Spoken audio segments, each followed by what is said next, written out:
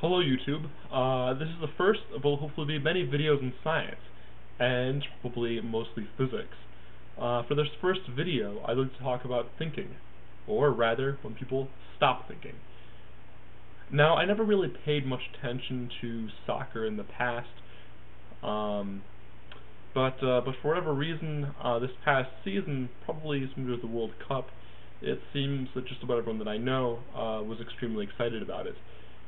I attended at least one soccer party and a departmental event that might as well have been called a soccer party.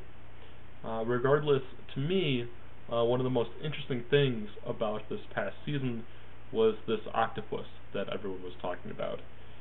Football's psychic sea creature, Paul the Octopus, is making it. For those who don't know, apparently there's an octopus who has been able to successfully predict the outcomes of 8 soccer matches. He does this by eating food out of a container marked with the flags of a particular country.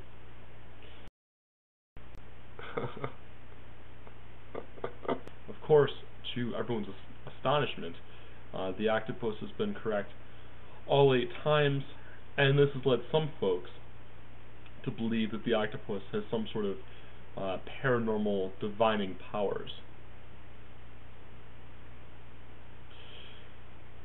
Now, I don't know how many people actually believe that the octopus has these powers, or how many believe the much more likely scenario that this is just an absolutely insane coincidence. I also don't know how many people caught on that if there is some kind of story here, it's much more likely to be with the person feeding the octopus than with the octopus itself. What I do know is that I cannot fathom a possible mechanism by which the octopus could infer the outcomes. Now let me make my point clear.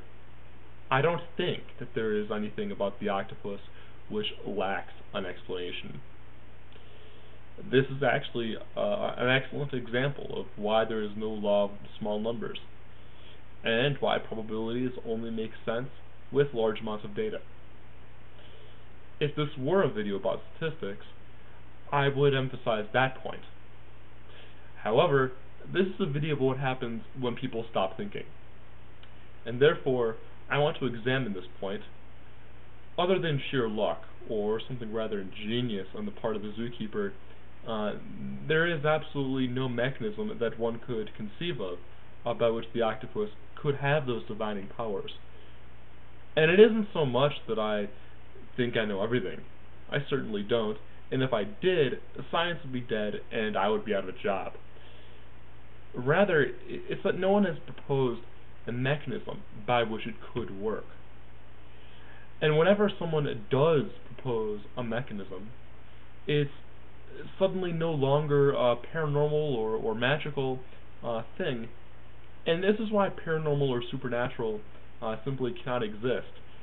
By those terms, people mean things that they cannot explain. But by saying that you cannot explain them, you have already conceded that you cannot provide an explanation. Thus, any explanation in terms of supernatural powers that you provide is, by your own admission, not an explanation at all.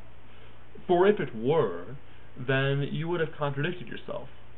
Remember, these are the kinds of things for which you have already conceded that there is simply no explanation at all.